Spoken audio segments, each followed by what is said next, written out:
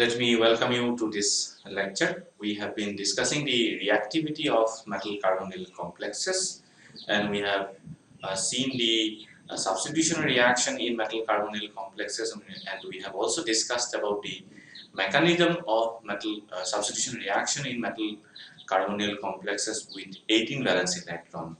And we have seen that these carbonyl complexes undergo substitution, that is the 18 valence electron metal carbonyl complexes undergo substitution reaction by following a dissociative pathway.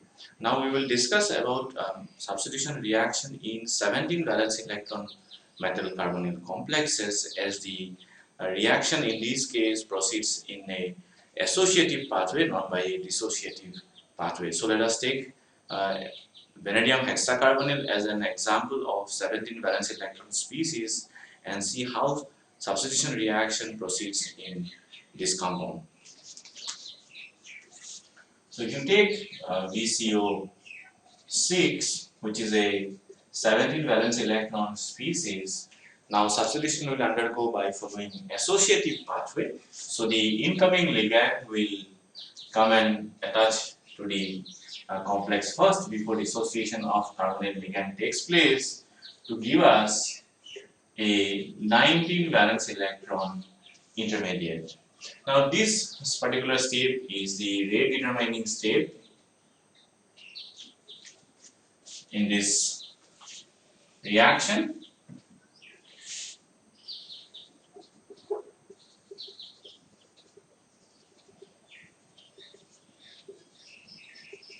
In the next step, the carbonyl ligand is lost to give us the product, which is again a 17 valence electron species.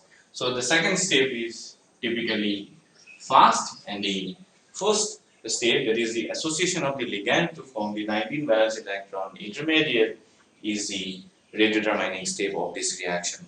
The rate of substitution in 17 valence electron metal carbonyl complexes are comparatively faster than what you see in case of 18 valence electron species. So if you compare the rate of substitution in, say, chromium hexacarbonyl and vanadium hexacarbonyl, you will observe that the rate in this case is 10 to the power 10 times faster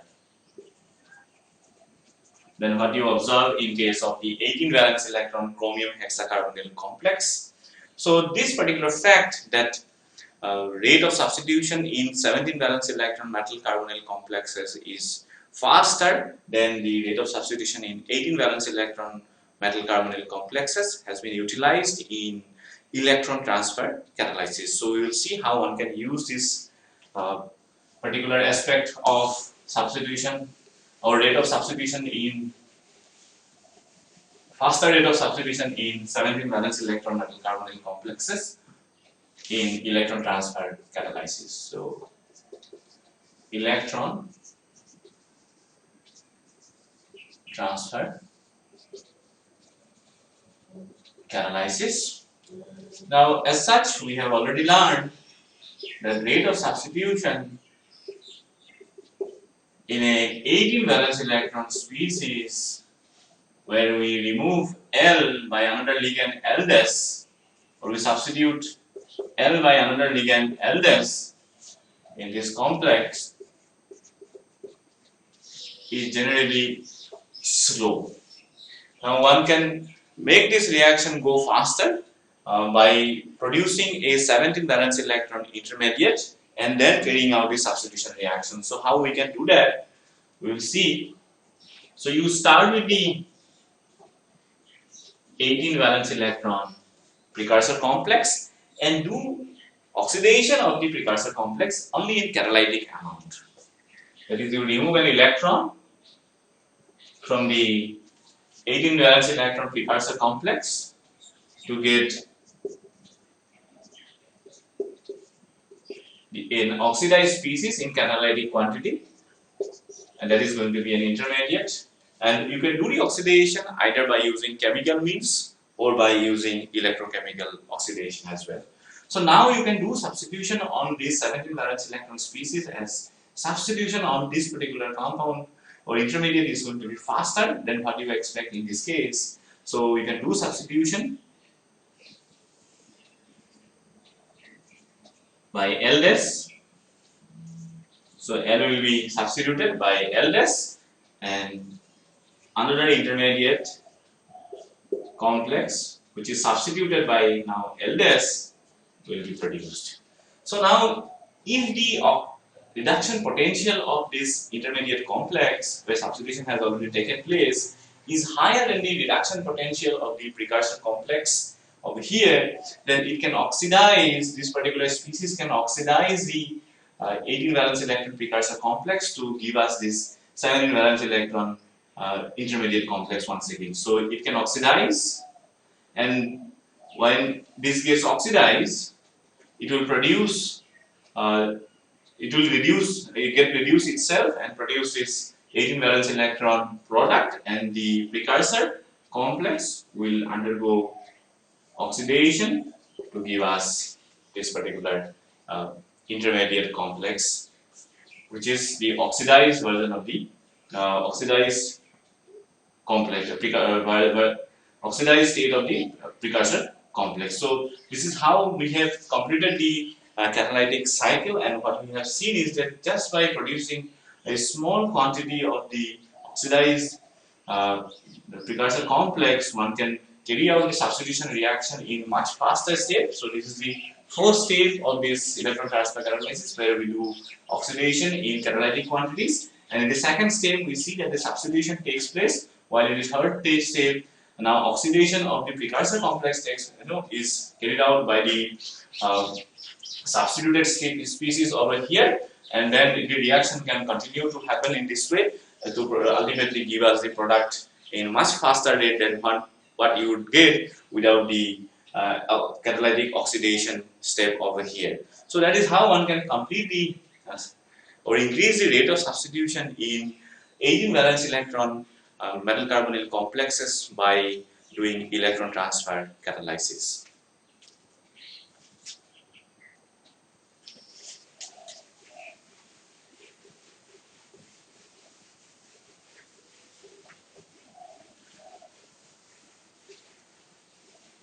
So we will now discuss about another type of reactions of the metal carbonyl complexes, that is nucleophilic addition to the carbonyl carbon atom.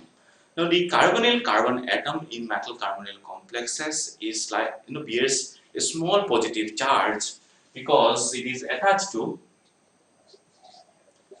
a positively charged metal ion and a highly electronegative atom, that is oxygen. So the carbon center bears small positive charge, while the oxygen atom bears small negative charge, and therefore now nucleophilic attack can take place in the carbonyl carbon atom, and we will see two reactions where nucleophilic addition on the attack on the carbonyl carbon atom is observed. So the first reaction, the reaction type we will write first. So nucleophilic addition on carbonyl carbon. This is the type of reaction. First type of reaction we have seen is the substitution reaction, and the second type of reaction is the nucleophilic addition reaction on carbonyl carbon atom. So the first example that we are going to see involves nucleophilic attack of alkyl lithium reagents on the carbonyl carbon atom. So reaction with alkyl lithiums. So if you take carbonyl complex, that is tungsten hexacarbonyl, we will take as an example here, and then treat it with alkyl lithiums, which are very important reagents in organometallic chemistry. So this is R negative and Li positive. So R negative will come and attack on the carbonyl carbon atom in this fashion.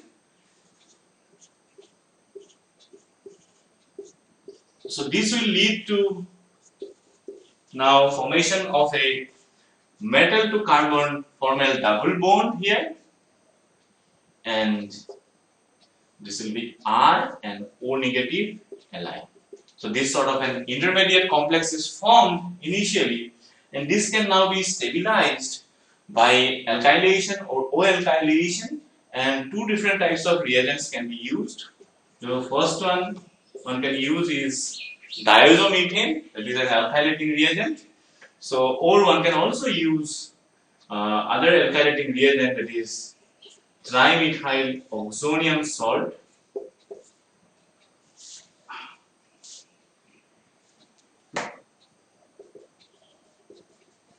Tetrafluoroborate, trimethyl oxonium salt, and this is also known as Marvin's reagent.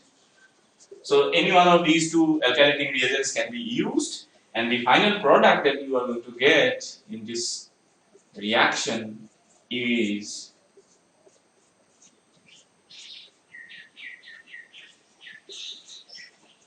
going to be this, where there is a formal metal to carbon double bond is there, and this we call metal carbene complex. In fact, this is the first example of a metal carbene complex, and this was discovered in 1964 by E.O. Fischer, and that is why it is also known as Fischer carbene complex. Of course, we will learn about these metal carbene complexes during this course during at a later period, and at this moment, what we should notice is that there can be nucleophilic attack of the alkyl lithium reagents on the carbonyl carbon atom to give us this Fischer carbene complex, where there is a metal to carbon double bond is present. The carbene ligand is coordinated to the metal center. So the second type of reaction, nucleophilic addition reaction on the carbonyl carbon atom, involves addition of or attack of hydroxide ion on the carbonyl carbon atom, and this reaction is popularly known as Heber base reaction, as this was discovered by W. Heber, who has made several important contributions in metal carbonyl chemistry. So, if you start with a metal carbonyl, that is say iron pentacarbonyl here, and then do reaction with hydroxide ion, again hydroxide is going to go and attack the carbonyl carbon center, and what it is going to give you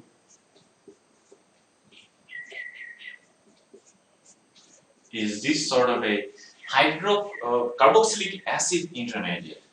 Now, beta hydride elimination can take place at this stage to give us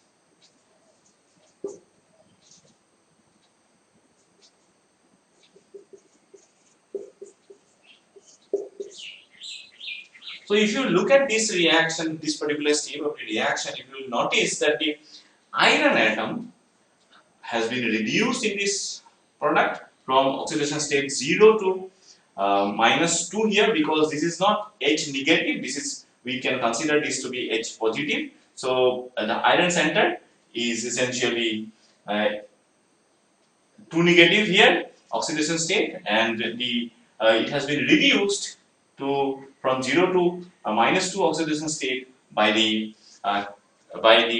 carbonyl ligand that is attached to this compound, that is attached to the iron center in this compound, and carbonyl itself gets oxidized into carbonate ion in this reaction. So there will be again formation of H2O as well in this reaction. So now this particular compound can be, upon treatment with acid, gives us H2FeCO4, which is a compound where there is hydrogen atoms are attached to metal center in the carbonyl complex. So we call it metal carbonyl hydride, and again we will discuss about metal carbonyl hydrides in detail in a later lecture. And one can also when you treat it with excess of base,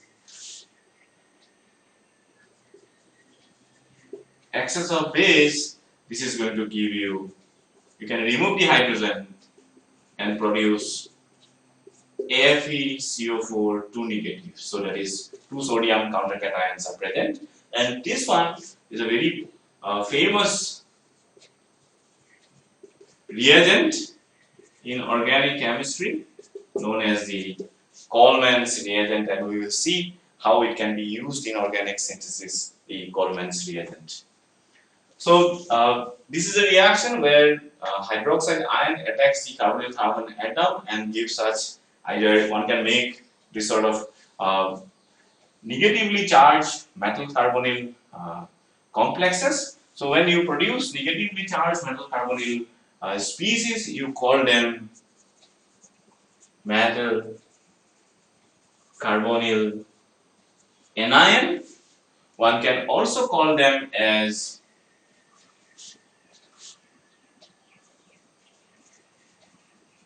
carbonyl metalates, like cyanometalates. Here you have carbonyl ligand, so carbonyl metalates, or there is another short form, that is carbonylates. They are also called as carbonylates. So you can call them either metal carbonyl anion or carbonyl metalates, or also as carbonylates. All of these mean negatively charged or anionic metal carbonyl species. So upon reaction of hydroxide ion on the metal carbonyl complexes, one produces metal carbonyl anions, which can be further, on acidification gives us metal carbonyl hydrides. So that is what we see in this Heber-based reaction. So we have now seen the second type of reactions that the metal carbonyl complexes undergo, that is the nucleophilic addition on carbonyl carbon atom. And now we will move on to the third type of reaction that carbonyl complexes undergo, that is disproportionation reaction. So the third type of reaction is the disproportionation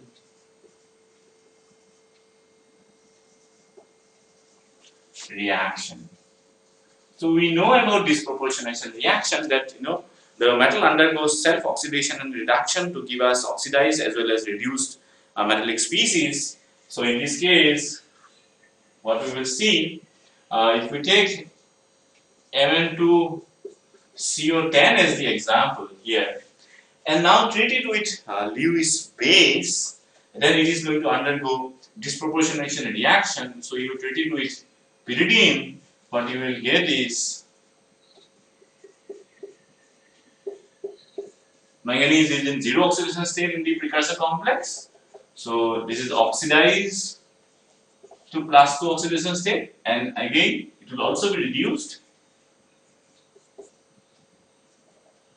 to -1 oxidation state here. So metal is both oxidized as well as reduced. Disproportionation has taken place, and if you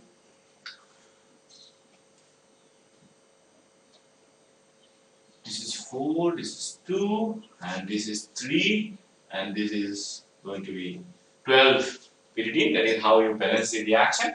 So essentially the charge must be balanced in this reaction. So disproportionation reaction also gives us metal carbonyl anions or carbonyl metalates. That's what we see here.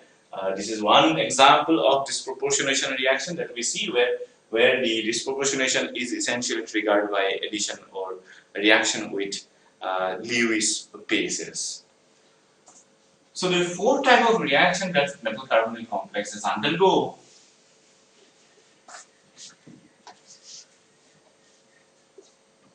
is the oxidative decarbonylation reaction,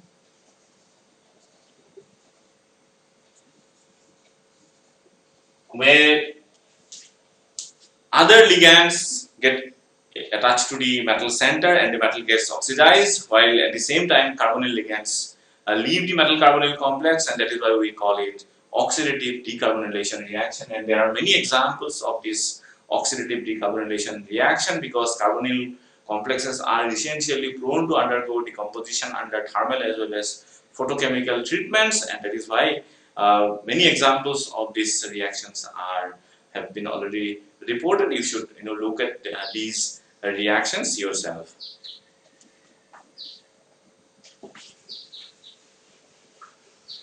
So we will now discuss about the chemistry of metal carbonyl anions in slightly more detail, or carbonyl metalates.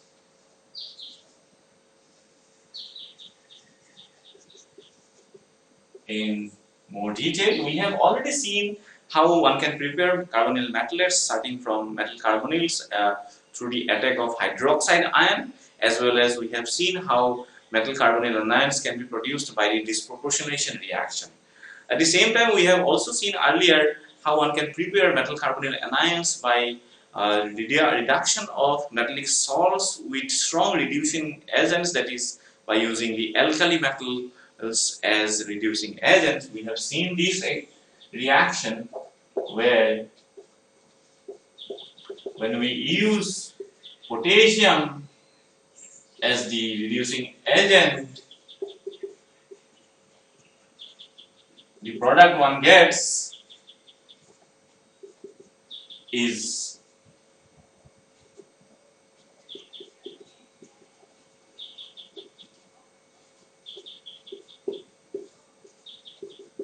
actually a metal carbonyl anion, if you remember, because we produce TiCO6 2 negative, which is a metal carbonyl anion. Now this is produced because we used a strong reducing agent, that is the potassium metal is used as reducing agent, and that is why carbonyl complex is formed in reduced form. We have also seen another example where we used sodium metal as the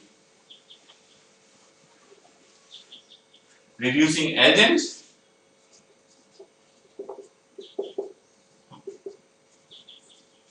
So in this case again we produced in presence of diglyme, the reaction was carried out.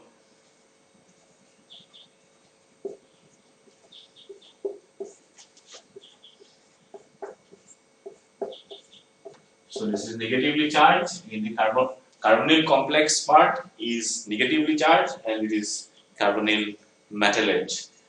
So when we use sodium also, one can reduce the metallic salts into lower oxidation state and thereby produce metal carbonyl anions.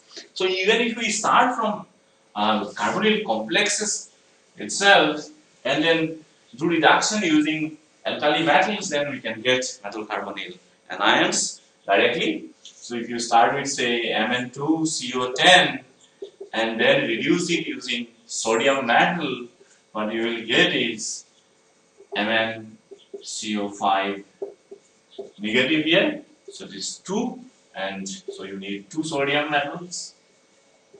So that is, they will be oxidized to Na plus. So the manganese is reduced from 0 to -1 oxidation state and produces this metal carbonyl metalate here. So similarly, if you reduce Fe3CO12 by sodium, you produce straight away this, and in this case iron is reduced to -2 oxidation state. 3 of the iron metals needs to be reduced to -2 oxidation state, so you need 6 sodium metals here for reducing the 3 irons to -2 oxidation state in this way. So that is how one can prepare metal carbonyl anions or carbonyl metalates by reducing them, the metal carbonyl precursor complexes with strong reducing agents like the alkali metals. And we have as well seen other kind of reactions which yield metal carbonyl anions. So now we will look at the reactivity of carbonyl metalates, and we have already seen one type of reaction where upon acidification on metal carbonyl anions we could isolate metal carbonyl hydrides. So what we have seen is this reaction. So the treatment with acid gives us this sort of metal carbonyl hydride. So acidification of metal carbonyl anions essentially gives us metal carbonyl hydrides. Now these hydrides can be considered as conjugate acids of the metal carbonyl anion bases. So these are conjugate acids because they are not, though we call them as hydride, their properties do not really match with those with like sodium hydride or lithium aluminum hydride, which are hydride ion donors. And here in this case, the hydrogen atoms can be essentially considered to be as H plus atoms, and that is why we can call them or as conjugate acids of the bases here. And for strong bases, even water can be a H plus ion donor. It can abstract H plus ion from water to produce this sort of metal carbonyl hydride complex. Similarly, if you are going to take even stronger metal carbonyl hydride, then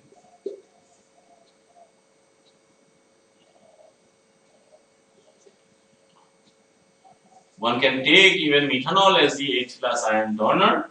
So what you are going to produce is, so in this case, what you have produced is again the conjugate acid by using the methanol, which is even a poor acid as compared to water, as the H plus ion donor here. So that is how one can produce by acidification of the metal carbonyl anions. One can produce the metal carbonyl hydrides.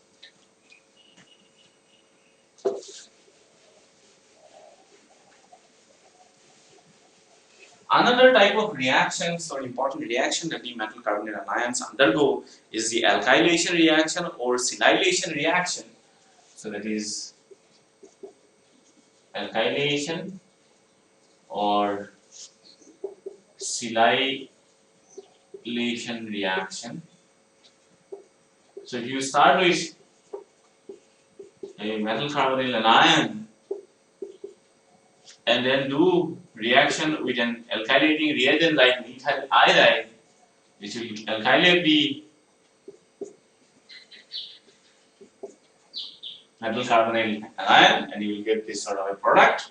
Similarly, if you are going to use silylating reagent,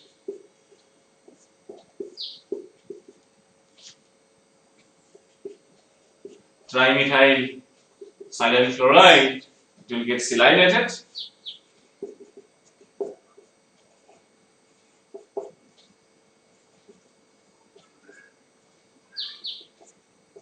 This sort of silylated product is produced. So we have already discussed about the Coleman's reagent, that is the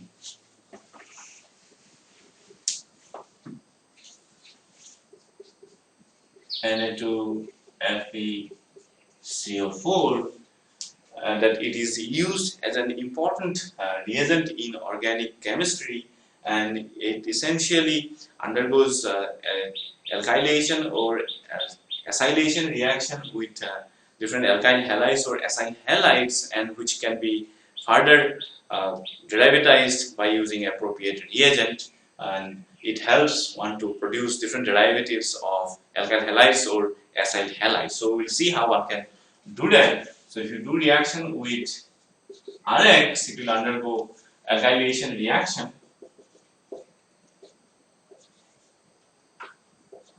to give the alkylated product in this way, And if you do reaction with acyl chloride say here, then you will produce the acylated product in this way. So these can be further used to do derivatization of by using different reagents. This can be uh, trans, transformed into the acylated product by using by reaction with carbon monoxide here. And when you treat it with different alkyl halide, you are going to get a ketone in this way. And similarly, you can start with this intermediate complex as well, and upon reaction with alkyl halide, one gets ketone in this case as well, and reaction with oxygen will give you the corresponding carboxylic acid here. Similarly, in this case also, reaction with oxygen will give you the carboxylic acid, and reaction with halogen will give you RCOX. Similarly, in this case also, reaction with halogen will give you the corresponding acyl halide. This particular acylated product can also be on acidification. It gives the corresponding aldehyde compound in this way. So this is how one can use the Coleman's reagent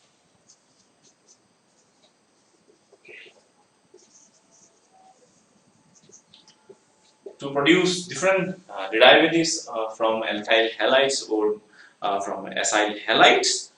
And this essentially brings us to the end of this lecture. What we have learned during this lecture is the kind of substitution reaction that 17 valence electron metal carbonyl complexes undergo, and we have seen that they undergo substitution by following an associative pathway, and also the rate of substitution in this case is much higher as compared to what we observe in case of 18 valence electron metal carbonyl complexes. At the same time, we have also seen how one can use this faster rate of substitution in 17 valence electron metal carbonyl complexes in electron transfer catalysis, and that allows us to carry out substitution reaction in metal carbonyl complexes with 18 valence electron at a much faster rate. That is by just doing catalytic amount of the precursor complex needs to be oxidized to form a 17 valence electron intermediate, and it essentially proceeds the reaction proceeds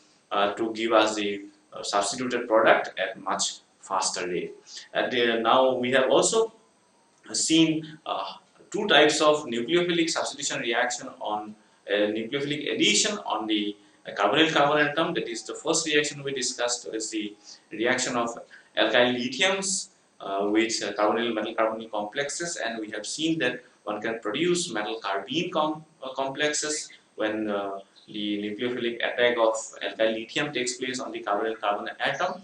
And we have also seen how the hydroxide ion can react with metal carbonyl complexes to give metal carbonyl anions, and these metal carbonyl anions were discussed again in slightly more detail, and we have seen how one can prepare these other methods of preparation of these metal carbonyl anions, that is by using stronger reducing agents like alkali metals allows one to produce the metal carbonyl anions, as well as we have seen how disproportionation reaction can also result in metal carbonyl anions. We have also discussed about the reactivity of these metal carbonyl anions, and we have seen that upon acidification the metal carbonyl anions essentially produces metal carbonyl hydrides, and even water or methanol can be used as acidifying agent in this case, because these metal carbonyl anions are strong bases, and that is why they form their conjugate acid very easily with even weaker acids. At the same time, we have also discussed about the Coleman's reagent, that is that is formed when one treats Na2FeCO4 with alkyl halide or acyl halide, and it allows us to prepare different derivatives from the alkyl halides or acyl halides. So with this, let me conclude this lecture, and I thank you for being with me during this lecture.